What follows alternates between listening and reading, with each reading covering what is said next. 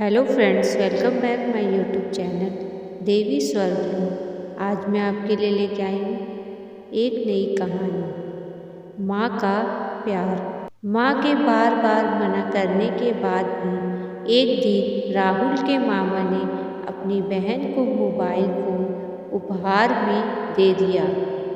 अब mobile phone हाथ में पकड़कर माँ उलझन में पड़ गई। उन्हें तो मोबाइल के बारे में कुछ भी पता नहीं था। काफ़ी कोशिश की लेकिन कुछ समझ नहीं आया तो सोचा राहुल जब शाम को घर आएगा तो पूछ लूँगी। शाम को राहुल ने भी बड़े ही प्यार से माँ को मोबाइल इस्तेमाल करने के तरीके समझा दिए। माँ भी खुश सी लग रही थी कि चलो अब जब चाहे जिससे चाहे बात कर पाएगी। सुबह जब राहुल ऑफिस चला गया तो वो मोबाइल लेकर बैठ गई। सोचा अपने भाई से बात कर लेती हूँ, लेकिन जैसे ही मोबाइल हाथ में आया तो वो सोचने लगी इसे कैसे चलाना है। वह सब भूल चुकी थी। बहुत से बटन दबाए लेकिन मोबाइल चालू नहीं हुआ। सोचा आज फिर राहुल से पूछूंगी। शाम को फिर राहुल ने उन्हें समझा दिया और अभ्यास करने को कहा। अपने सामने सब बटनों का उपयोग भी बता दिया। मगर अगले दिन माँ ने जब मोबाइल हाथ में फिर पकड़ा तो वो चालू तो हो गया, लेकिन वो फिर भूल गई कि नंबर कैसे मिलाएं। काफ़ी कोशिश के बाद भी जब किसी से बात नहीं हुई तो सोचा आज फिर राहुल से समझना पड़ेगा। शाम को जब फिर उन्होंने मोबाइल सिखाने की बात की तो राहुल को गुस्सा आ गया।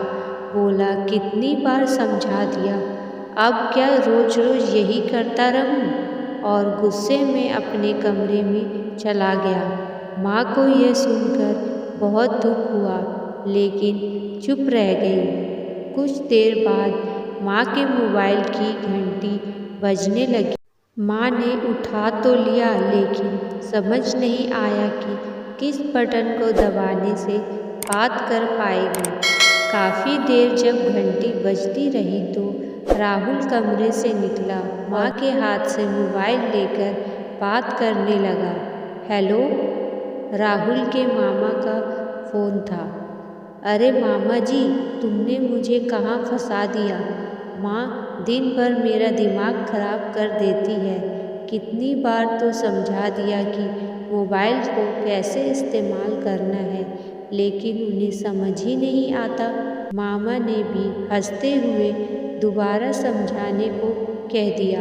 मामा भांजे में बातचीत खत्म हो गई। फ़ोन फिर बंद हो गया। अभी राहुल अपने कमरे में जाने को मुड़ा ही था कि माँ ने कहा शाबाश बेटा शाबाश। अब मेरी नासमझी की बातें तुझे चुभती हैं। 2 बार मोबाइल के बारे में बताकर तू समझता है तू फंस गया और मामा से शिकायत करने लगा।